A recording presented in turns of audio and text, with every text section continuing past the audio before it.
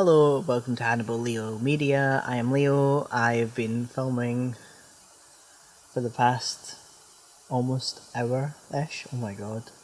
So I've just done episode 6 all the way through to 8 individually. So yeah, that's why I look the same and why the camera's at the same angle and whatever, if you haven't noticed, or if you did notice. Anyway, I talk about all sorts of media. This is the Body Count series.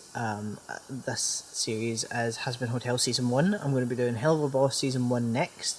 Taking a little break to do Shane Dawson, reacting to his short films and movies and whatever.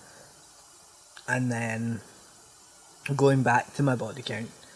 And then doing other content and stuff on top.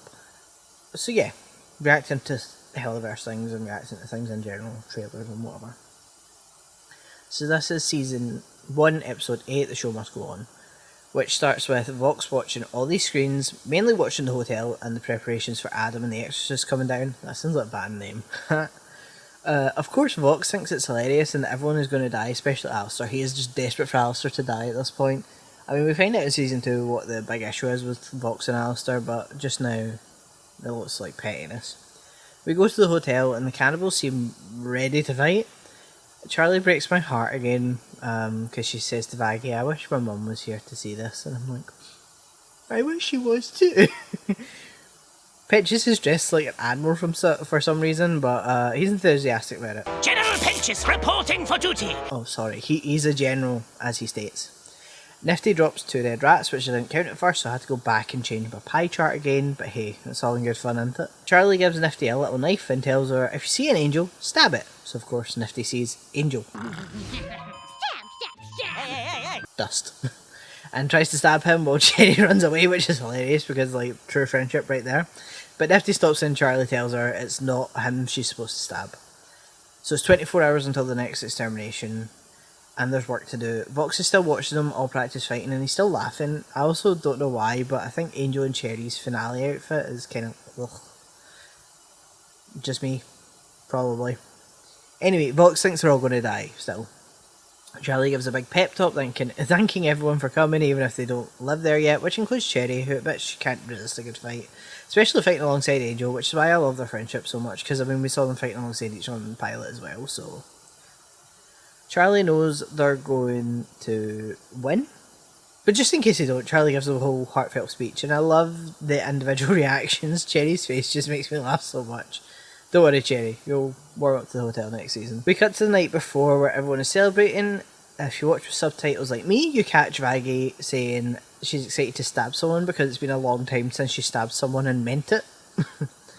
There's also one person who isn't celebrating with the group, which is Alistair, who is watching over the bar with Nifty, so technically 2 people who aren't celebrating with the group, but it's Nifty. We get 3 dead roaches on a crown that I can see. I don't know if they go all the way around, I'm just counting the 3 that I can see.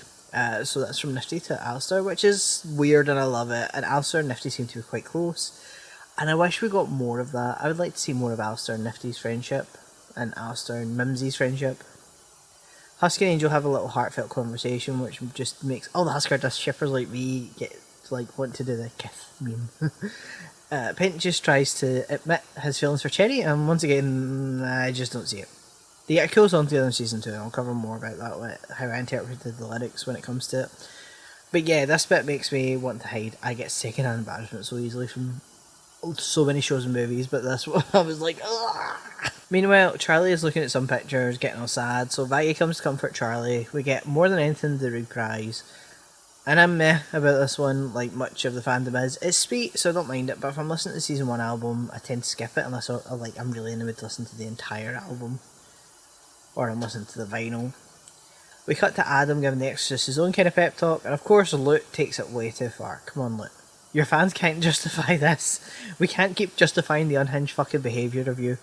And I can't even come up with anything for this one. Quit Patsy's cutting out that her ass! Even if it makes me laugh every single time I hear it. So the Exorcists have very amusing screams to me apparently, because I didn't realise the Exorcists are screaming when they're leaving the portal. I don't know how I've not noticed it, like the God knows how many rewatches I've done, but when I was analysing it and writing the script for it, I was just laughing. I just couldn't stop laughing, and I think it was maybe because I was trying to be so serious and analytical with it. The V's are also watching the whole thing go down. Val and Velvet don't seem too bothered. Not as much as Vox anyway. Like, they're both doing their own thing and Vox is like gearing up to watch this whole fight. So one exorcist takes down a cannibal and then cannibals kill that exorcist, which I also missed on my first count. Alistair tries to create a giant shield around the hotel, which most of the exorcists can't get through yet. One exorcist is blown up by Cherry Bomb. So Alistair's using his like shadowy tendrils. He's wielding different weapons, one of them being an axe made of angelic steel. He uses that to slice an exorcist. One exorcist is then gunned down by angel dust, I think. And then we see 4 dead exorcists, and Nifty stabbing them just to be sure they're extra dead. Another exorcist falls and Nifty keeps stabbing, and then Vaggie stabs one exorcist, then another, and then another. Adam finally breaks the shield and the battle can really begin now. Adam comes for Alistair, and Alistair is really cocky thinking he can take on Adam even though he just watched this like fucking archangel take down the shield that he put up. Alistair does give a really good fight though, I will admit that, he puts up a good fight. I'm not counting these little shadow things that Alistair is sending Adam's way because I don't see them as things to be counted, if that makes sense. They aren't sinners, animals, egg boys or angels. I don't know, I'm not counting them because they're like manifestations of Alistair's power. Adam uses his guitar, which is also an axe, which is funny because you know guitars are also called axes. He uses it to break Alistair's staff, which is kind of the source of Alistair's power. Fuck. Adam then gets a swipe at Alistair's chest, and I'm not counting it. You'll see why. Alistair manages to disappear, and Adam finds it very funny. There's a cannibal eating an angel. Vaggie then stabs another exorcist. Vaggie is very stabby with her spear, let's put it that way. Charlie, on the other hand, isn't killing anyone. She's like, with the shield, and apologising, and then she like distracts him with fireworks. And apologising. An exorcist kills an egg boy. Oh no. And then Angel kills that exorcist by shooting her.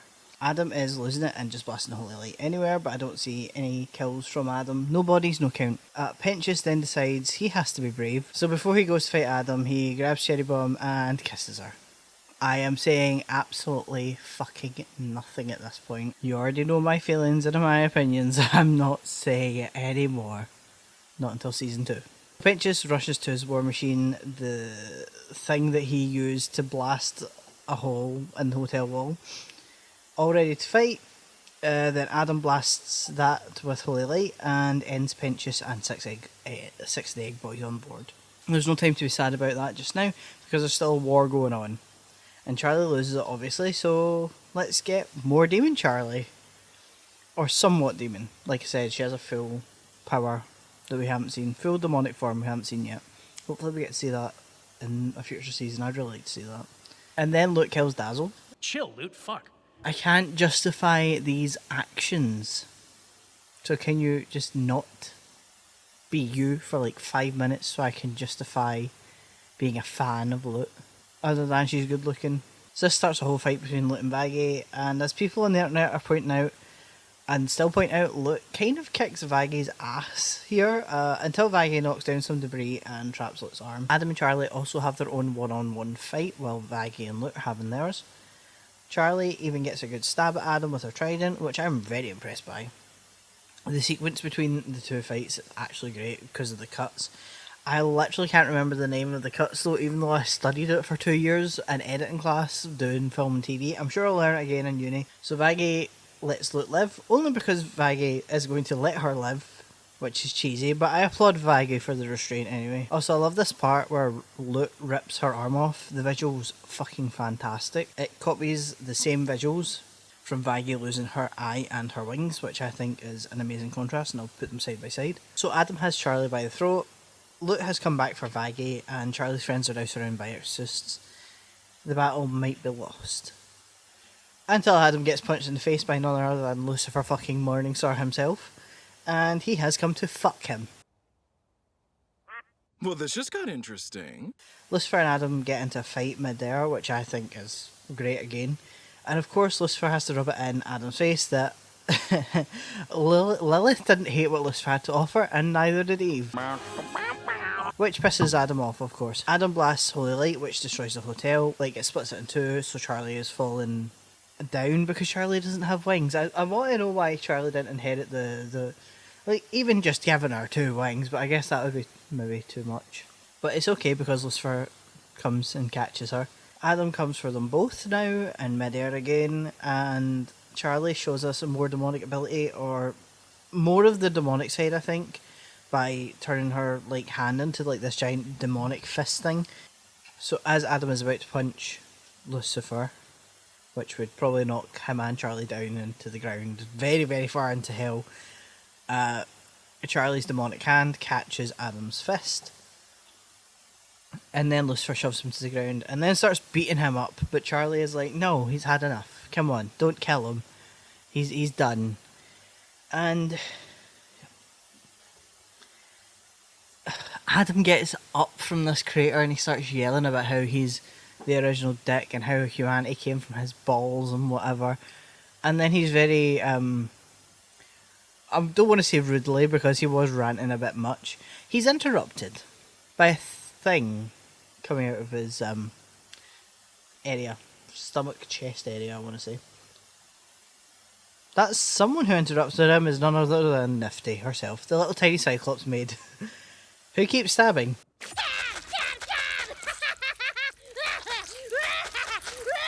Look, is sad. We'll find out why in season 2. I mean, your shippers have already fucking drilled all over this thing, so you know why. Adam even gives Luke a little smile, which I think was more out of friendship. That's just because I don't ship Adam and Luke. I think they're better off as friends. I also don't think the name Guitar Spear makes sense, because Luke does not fucking wield a spear, she wields a sword. Like, Vaggie has the spear, Luke has the sword. So whenever I hear Guitar Spear, I'm like, why are people shipping Adam and Vaggie? And then I realise, no, it's Adam and Luke. Guitar, sword, sword, guitar, sword, string. See? Loads of things you could do. Sword chord. Ha ha ha ha. Anyway, Lucifer tells Luke to take her friends and go home. So Luke grabs Adam's halo and calls for the exorcist to retreat. And then we get 4 cannibals and 2 dead exorcists here. And then we cut to a 666 news report to the end of the extermination day and the end of exterminations as we know it. See the reaction of overlords and hell citizens. We get the finale song, which is sweet and a good way to end the season, and in this song I see one unknown kind of body. We also see Alistair, who is fine, just very injured. And then we end the final episode with everyone finishing the song and the newly built hotel. And it's all happy from there. We're all happy. No, we're really not. We end the episode with Emily and Sarah sitting in an office in heaven, and suddenly, boom, Pinchas is there. I'm still counting him as dead though, because he did die, I'm sure, to get to heaven. I know some people think that he was suddenly like blasted to heaven for his bravery. I think he was dead. So I'm counting it, unless I'm proven wrong in season 3, 4 or 5. But I'm kidding, of course. We don't end there either. It's like 2 different gotcha endings. Luke comes to this beach in heaven, drops Adam's halo, and she's talking to someone about a deal and how she's in charge now. And who is Luke talking to? None other than fucking Lilith Morningstar herself. Excuse me, Lilith better have some fucking good explanations for why she's been gone in season. Like, all I'm saying is, I have justified Lilith a lot through season 1. And I just, every time I rewatch it, I get a little bit more pissed off, because I'm like, I want to know what the fuck's going on. I have it in my head that maybe she's been silenced by having like this deal with Adam, that she had silenced her and she couldn't get in touch with her family, but at the same time, what the fuck is going on? Does she just fucking up and leave one night? I suppose we'll find out eventually. That is it for the whole entire season 1 of Hazbin Hotel. It's been a journey. So let's get to the entire numbers and pie chart. So we have a total of 107 bodies, 68 sinners, 17 others, which is animals and egg boys, 1 unknown body, and 20 angels, which gives us this pie chart. As we can see, sinners are clearly not winning this season. But yeah, that's all there is. I'm going to have a mega video out soon with like the entirety of the 8 episodes that I filmed. Fuck. This has been fun. Like I said, I'm doing Hell of a Boss, so by the time this episode's out and published, I'll probably already have like the first 3 episodes, I want to say. That's been ambitious. First 3 episodes of Hell of a Boss, at least scripted, and maybe the first episode filmed. We will see. say goodbye. So if you want to see more from me, like and subscribe. Comment down below what you thought. Yeah, let me know what your favourite episode is of season 1. I'm trying to get to 100 subscribers. Just, I don't have a time deadline. I just want to get to 100, so yeah. Thank you all for watching, and I'll see you in the next video. Take care of yourselves. Goodbye.